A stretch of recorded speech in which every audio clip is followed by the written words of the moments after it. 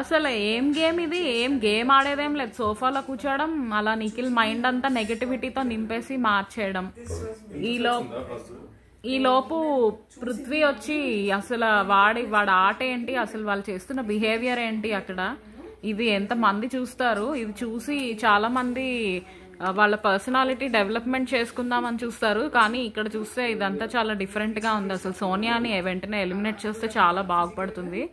Big boss 8 అయితే ఇందులో అసలు చాలా వర్స్ట్ గా అనిపిస్తుంది ఇదంతా చూడడానికి.